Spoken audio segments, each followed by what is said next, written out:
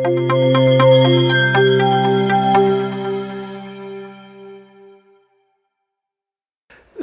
வீடியோவில் குறிப்பாக நம்ம பார்க்க போகிறது ஒரு ரொம்ப முக்கியமான கான்செப்டான adverb. வினை உரிச்சொல்னு தமிழில் சொல்லுவாங்க adverb. இந்த adverbோட முக்கியத்துவத்தை நம்ம சொல்லி மாளாது. ஏன் அப்படின்னா இந்த adverb ஆங்கில இலக்கணத்தோடையும் இலக்கியத்தோடையும் பிணைஞ்சிருக்குது. உதாரணத்துக்கு சொல்லப்போனால் இந்த வினை உரிச்சொல் எதுக்கெல்லாம் பயன்படும் அப்படின்னா, நீங்கள் ஒரு அட்ஜெக்டிவ் இருக்குது, பெயர் உரிச்சொல். இந்த அட்ஜெக்டிவை டிஸ்கிரைப் பண்ணுறது, குவாலிஃபை பண்ணுறது, அதை மாற்றுறது, சேஞ்ச் பண்ணுறது, அது எல்லாத்துக்குமே யூஸ் பண்ணுறது இந்த அட்வர்பை தான். அதே மாதிரி வேர்ப் வினைச்சொல்னு சொல்கிற ஆங்கிலத்தோட ஆதார சுருதி, அந்த முக்கியமான ஆதாரத்தையே டிஸ்கிரைப் பண்ணுறது அட்வர்பு தான். ஸோ அதே மாதிரி இன்னொரு அட்வர்ப் இருக்குன்னா அந்த அட்வர்பையும் வேறு இன்னொரு அட்வர்பை வச்சு நம்ம டிஸ்கிரைப் பண்ணலாம், மாடிஃபை பண்ணலாம். ஸோ இந்த 3 லெவல்லையும் அட்ஜெக்டிவாக இருக்கலாம், வேர்பாக இருக்கலாம், இன்னொரு அட்வர்பாக இருக்கலாம், 3 லெவல்லையும் மாடிஃபிகேஷன் கொடுக்குற ஒரே வார்த்தை அட்வர்ப் தான். ஸோ அதோட முக்கியத்துவம் அப்படிப்பட்டது. இதை பற்றி ப்ராப்பரான அண்டர்ஸ்டாண்டிங் உங்களுக்கு இருக்கணும். ஸோ இன்னொரு விஷயம், கிட்டத்தட்ட ஒரு 100 அட்வர்ப்ஸ் ஷார்ட்ஸாக பண்ணி இன்ஸ்டாகிராம்லேயும் யூடியூப்லேயும் நாங்கள் போட்டிருந்தோம். ஸோ அதோட டீட்டெயில்டு வீடியோ தான் அது வெறும் ஷார்ட்ஸாக பண்ணியிருந்தோம். அதோட ஃபுல் டீட்டெயில்டு வீடியோ நீங்கள் ஒவ்வொரு வேர்டுக்கும் இதை கம்ப்ளீட்டாக நீங்கள் ரெஃபர் பண்ணலாம். கடைசி வரை நீங்கள் பாருங்கள், திருப்பி நீங்கள் பாருங்கள். It's going to be highly beneficial for you. Next நம்ம பார்க்க போகிற அட்வர்ப் வேர், WHERE. இது ஒரு கேள்வி வார்த்தை. ஒய் நம்ம கொஞ்சம் நேரத்துக்கு முன்னாடி பார்த்தோம், கொஞ்சம் வீடியோக்கு முன்னாடி. அதே ஒய் தான், அதே மாதிரி ஒரு கேள்வி வார்த்தை தான் where are you coming from, where are you, நீ எங்கே இருக்கிற, வேர் ஆர் யூ. அப்படி கேட்குற ஒரு முக்கியமான கேள்விகள், நம்ம கேட்குற முக்கியமான கேள்விகளில் ஒன்று where. So where did you come from, நீ எங்கேருந்து வந்த, வேர் ஆர் யூ, நீ இப்போ எங்கே இருக்கிற. ஸோ வேருங்கிறது ரொம்ப ரொம்ப ரொம்ப ரொம்ப முக்கியமான ஒரு கேள்வி வார்த்தை. அடுத்த இன்னொரு உதாரணம் வேருக்கு, வேர் டிட் யூ ரீட், நீ எங்கே படித்த, where did you see our video, நீங்கள் எங்கள் வீடியோவை பார்த்தீங்க, எங்கள் இன்ஸ்டாகிராமில் பார்த்தீங்களா, யூடியூப்பில் பார்த்தீங்களா, எங்கே ஃபேஸ்புக்கில் பார்த்தீங்களா, எங்கே பார்த்தீங்க, where did you see our video. So இந்த வேர் அப்படிங்கிறது இது மாதிரி நிறைய கொஷின்ஸ் கேட்குறதுக்கு ரொம்ப முக்கியமாக இருக்குது. இந்த வேருங்கிறது அதி முக்கியமான ஒரு அட்வர்ப். ஸோ எகெயின் நீங்கள் கமெண்ட்டில் சொல்லலாம், வேர் டிட் யூ சி அவர் வீடியோவையும் நீங்கள் கட்டாயமாக சொல்லலாம். நெக்ஸ்ட் நம்ம பார்க்க போகிற அட்வர்ப் ரைட். RIGHTக்கு நிறைய மீனிங் இருக்குங்க. சரின்னு ஒரு மீனிங் இருக்குது, வலதுன்னு ஒரு மீனிங் இருக்குது. நம்ம பார்க்க போகிறது இந்த ரைட் வலதுங்கிற மீனிங்கில் தான். டேர்ன் ரைட், டேர்ன் எங்கே டேர்ன் பண்ண போகிறீங்க, டேர்ன் ரைட். அப்போ ரைட்டுங்கிறது, டேர்ன் ரைட்டுங்கிறது வலதுபுறத்து திரும்புறதுல இருக்குது. அதே மாதிரி the bus came right on time, அந்த பஸ் கரெக்டான நேரத்தில் வந்தது. The bus came right on time.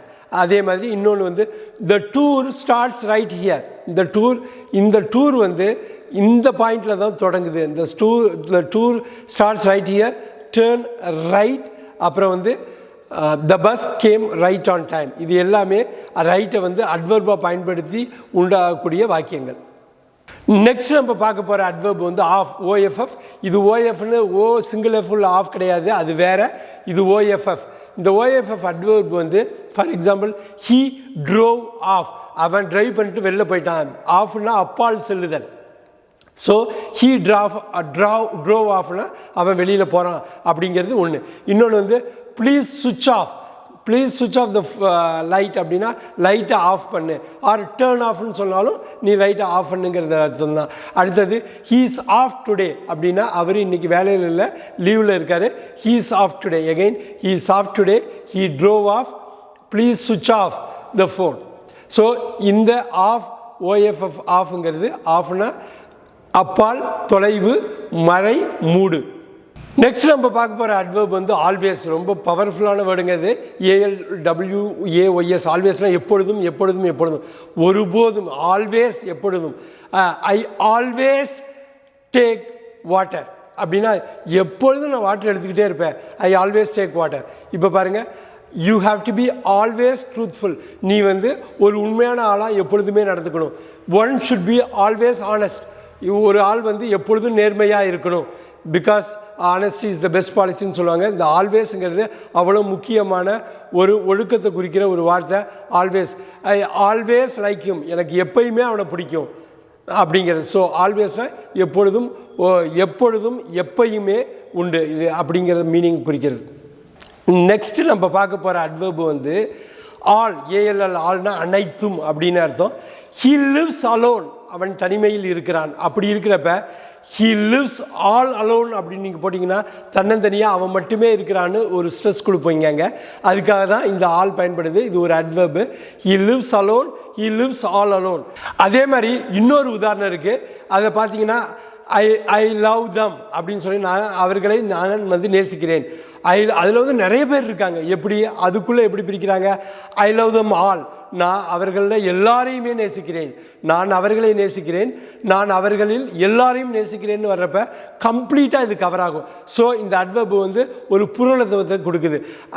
இதேமாரி தான் ஹி லிவ்ஸ் அலோன், அவன் தனியாக இருக்கிறான். ஹி லிவ்ஸ் ஆல் அலோன், அவன் தன்னந்தனியாக ஒருவன் மட்டுமே இருக்கிறான். அதேமாரி ஐ லவ் தம், நான் அவர்களை நேசிக்கிறேன். அப்புறம் வந்து ஐ லவ் தம் ஆல், நான் அவர்களில் எல்லோரையுமே நேசிக்கிறேன் அப்படிங்கிற ஒரு ஸ்ட்ரெஸ் கொடுக்கறதுக்கு இது மிக முக்கியமாக இந்த அட்வர்பு ஆல் பயன்படுது. நெக்ஸ்ட் நம்ம பார்க்க போகிற அட்வர்பு வந்து ஃபார், எஃப்ஏஆர். இது எஃப்ஓஆர் ஃபார் இல்லை, எஃப்ஏஆர் ஃபார். இந்த ஃபார் வந்து தொலை தூரம். It is too far to walk, இது ரொம்ப தூரத்தில் இருக்கிறதுனால என்னால் நடந்து போக முடியாது. இட் இஸ் டூ ஃபார், இது ரொம்ப அதிக தூரத்தில் இருக்குது. That I cannot walk, it is too far to walk. அப்போ இந்த இடத்துல ஃபார் அப்படிங்கிறது அட்வர்பாக பயன்படுது. So it is that Kanyakumari is too far from Coimbatore. So Kanyakumari வந்து கோயம்புத்தூர்லேருந்து ரொம்ப தொலை தூரத்தில் இருக்குது. ஸோ இட் இஸ் டூ ஃபாருங்கிறது தொலை தூரத்தில் உள்ளது, ஃபாருங்கிறது தொலை தூரத்தில் உள்ளது. நெக்ஸ்ட் நம்ம பார்க்க போகிற அட்வர்ப் வந்து லாங், எல்ஓஎன்ஜி. லாங் அப்படின்னா இந்த அட்வர்பில் வர்றப்ப லாங்னா தூரம், நீளம் அப்படிங்கிறது வரும். இப்போ முதல் எக்ஸாம்பிளை நம்ம பார்ப்போம். Stay as long as you like. அதாவது என்னென்னா உங்களுக்கு எவ்வளோ தூரம், எவ்வளோ நாள் இருக்கணும், எவ்வளோ நேரம் இருக்கணும்னு நீங்கள் விரும்புகிறீங்களோ அந்த அளவுக்கு நீங்கள் ஸ்டே பண்ணலாம். இங்கே stay as long as you like. So இந்த இடத்துல ஸ்டேவோட பண்பை இது குறிக்கிறதுனால இந்த லாங் வந்து அட்வர்ப். ரெண்டாவது உதாரணமாக நான் சொல்கிறது என்ன அப்படின்னா இந்த லாங்குக்கு have you been here long. Have you been here long, நீங்கள் ரொம்ப நாள் இங்கே இருந்திருக்கீங்களா? Have you been here long, நீங்கள் ரொம்ப நாள் இங்கே இருந்திருக்கீங்களா அப்படிங்கிறது ரெண்டாவது உதாரணமாக சொல்லலாம். எகெயின் இந்த லாங் வந்து அந்த வேர்ப் சம்மந்தப்பட்ட வினை சொல்ல மாற்றுறதுனால இது அட்வர்பாக மாறுது. தேர்ட் ஒன்று, மூன்றாவது உதாரணம், you shouldn't wait too long. You shouldn't have to wait too long. அதாவது நீங்கள் ரொம்ப நேரம் இங்கே வெயிட் பண்ணுங்கிற அவசியம் இல்லை. You shouldn't have to wait too long. இப்போ இந்த 3 எக்ஸாம்பிளையும் திருப்பி பார்ப்போம். ஃபஸ்ட்டு ஒன்று, stay as long as you like, எவ்வளோ நேரம் தங்கிறதுக்கு விருப்பமோ அவ்வளோ நேரம் தங்குங்க. செகண்ட் ஒன்று வந்து have you been here long, இதுக்கு முன்னாடி இது ரொம்ப நாள் இங்கே இருந்திருக்கீங்களா. Number 3, you shouldn't have to wait long, நீங்கள் ரொம்ப நேரம் இங்கே வெயிட் பண்ணுங்கிற அவசியம் இல்லை. அப்படிங்கிற 3 தான் இந்த லாங் அப்படிங்கிற அட்வர்பை குறிக்கிற எக்ஸாம்பிளாக இருக்குது. நம்ம பார்க்க போகிற நெக்ஸ்ட் அட்வர்ப் வந்து எவே, ஏடபிள்யூஏஒய். எவேன்னா தூரம். அப்படி தூரம்ங்கிறது தான் இதுக்கு வந்து மீனிங் வரும். கோ அவே அப்படின்னா தூரம் போ, தொலைந்து போ, தள்ளி போ. கோ அவே அப்படிங்கிறது வந்து ஒரு உதாரணம். ரெண்டாவது உதாரணமும் ஈஸியான உதாரணம் தான். ஸ்டே அவே, தள்ளி இரு, நீ கொஞ்சம் தள்ளி இரு, அதுதான் நல்லது. ஸோ கோ அவேன்னா போயிரு, ஸ்டே அவேன்னா தள்ளி இரு. மூணாவது உதாரணம் இந்த எவேங்கிறது, the beach is 1 mile away from here. A beach is 1 mile away from here. Beach இங்கே உள்ள கடற்கரை வந்து இங்கேருந்து 1 மைல் தொலைவில் இருக்குது. அப்போ அந்த தொலைவில் இருக்கிறது தான் away. So 1 mile away, the beach is 1 mile away from here. அப்புறம் கடைசியாக நம்ம பார்க்க போகிற உதாரணம் இந்த எவேங்கிறதுக்கு, புட் யுவர் டாய்ஸ் அவே. குழந்தைகிட்ட நம்ம சொல்லுவோம், டாய்ஸை வச்சுட்டு விளாண்டுட்டு இருப்பாங்க, அவங்கள்ட்ட நம்ம சொல்லுவோம் புட் யுவர் டாய்ஸ் அவே. நீங்கள் அந்த பொம்மைகளை எல்லாம் தள்ளி வையுங்க. இப்போ விளையாடுற நேரத்தில் மட்டும் எடுத்து வச்சுக்கோங்க, மற்ற நேரத்தில் தள்ளி வைங்கிறத புட் யுவர் டாய்ஸ் அவே அப்படின்னு சொல்லுவோம். ஸோ எவேங்கிறது தொலை தூரம். அடுத்து நம்ம பார்க்க போகிற அட்வர்ப் வந்து டுடே, டிஓடிஏஒய். டுடேனா இன்றுன்னு அர்த்தம். சில எக்ஸாம்பிள்ஸ் இதில் பார்ப்போம். I have got a guitar lesson today. எனக்கு இன்றைக்கி ஒரு கிட்டார் பாடம் இருக்குது, கிளாஸ் இருக்குது, நான் போய் அட்டன் பண்ணணும். So I have got a guitar lesson today. So இதில் என்ன வருது அப்படின்னா, I have got a lesson, இன்றைக்கி ஒரு பாடம் இருக்குது, எனக்கு கிளாஸ் இருக்குது, ஆனால் எப்போ இருக்குது, இன்றைக்கி இருக்குது, அந்த ஆன்சர் சொல்கிறது தான் இந்த அட்வர்ப் டுடே. அப்புறம் will you be available today, நீங்கள் இன்றைக்கி இருப்பீங்களா, நீங்கள் எப்போ இருப்பீங்களா, இன்றைக்கி இருப்பீங்களா, will you be available today. So இந்த இடத்துல டுடே அகெயின் அட்வர்பாக வருது. இது question mark, will you be available today. அப்புறம் இன்னொன்று இஸ் கம்மிங் டுடே. ஸோ அவர் வந்து வருவார், இன்றைக்கி வர்றார். எப்போ வருவார்? Is coming today. So he is coming today. Will you be available today? I have got a guitar lesson today. இந்த இடத்துல டுடேங்கிறது adverb. அடுத்து நம்ம பார்க்க போகிற adverb வந்து yet. yetனா yet, இன்னும் நடக்கலை, இனிமே தான் நடக்க போகுது. yet அப்படிங்கிறது ரொம்ப முக்கியமான ஒரு adverb.